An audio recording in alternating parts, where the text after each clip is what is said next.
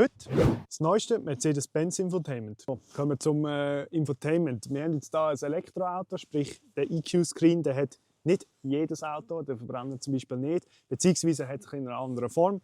Da sieht man Informationen zum Ladestand, Reichweite und Verbrauch. So auch ein bisschen mit Tipps, wie man sich verbessern kann in Bezug zum effizient Fahren. Dann zur Navigation.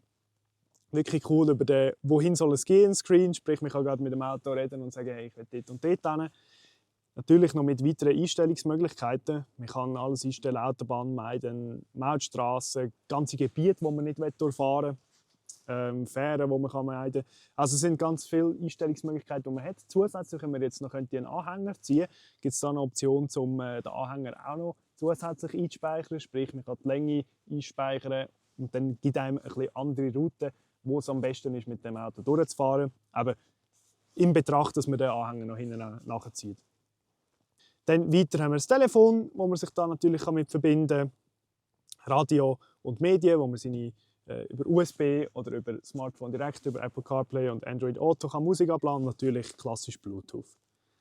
Dann haben wir die Mercedes-Benz-Apps, die man zusätzlich auswählen kann. Mercedes-Me-App, die man auf dem Handy installieren kann, wo man zudem auch den Digital Key konfigurieren kann. Sprich, man kann den Autoschlüssel daheim lassen, muss ihn nicht dabei haben.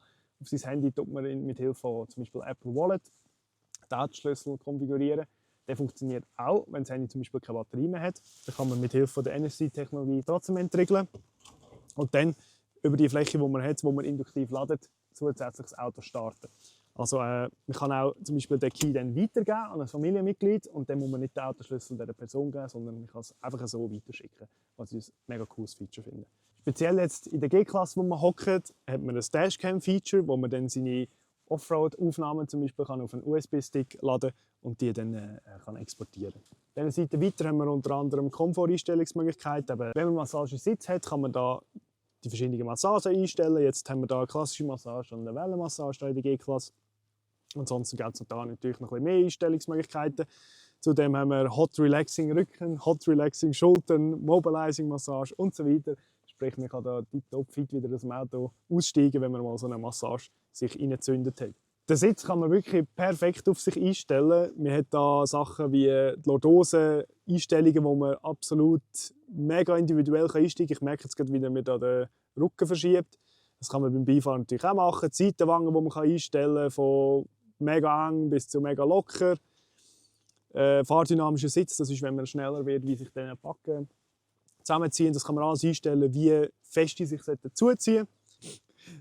Zusätzlich können wir noch Einstellungen für die Sitzheizung selber machen, sprich, wo es mir genau heizen soll, unten am Sitz oder am Rücken. Kann man alles voll konfigurieren, also wirklich cool. Das Ambientelicht zusätzlich natürlich auch. Mercedes bekannt für sein Ambientelicht. Wir haben da bis zu 64 verschiedene Farben, die man einstellen kann. Entweder einfarbig oder mehrfarbig. Da gibt es Voreinstellungen. Die Helligkeit ist klar und es gibt auch noch gewisse Effekte, die man haben. Begrüßung, dass sich da eine spezielle Animation abläuft oder bei der Klimaanlage, dass sich da die auch dementsprechend die Events in der Farbe verändern. Zusätzlich haben wir im Energizing Comfort so belebende Wirkung, dann wird Musik angestellt, dann wird Massagen angestellt. Also wir haben da ganz viele verschiedene Voreinstellungen, eben Frische, Wärme, Freude, Waldlichtung. Also man kann sich da wirklich bequem machen in seinem Auto.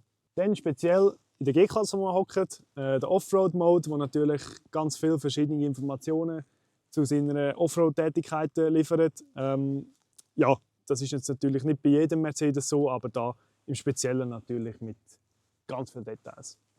Die Fahrinfo hat eigentlich jeder Mercedes ein bisschen in einer anderen Form. Wahrscheinlich wie jetzt bei der G-Klasse sieht man einfach Informationen zum Energiefluss, wo sich gerade die Power befindet. Beim Elektroauto natürlich, welcher Motor wie fest belastet wird. Oder beim Verbrenner natürlich, wo die Kraft verteilt wird, mehr aufs Heck oder mehr auf die Front, kommt halt dann darauf ab, was für einen Mercedes man dann genau hat. Dann kommen wir zu den Fahrzeugeinstellungen, wo man natürlich dieses Auto noch viel mehr personalisieren kann. Wir haben die Sprachsteuerung über «Hey Mercedes» zum Beispiel.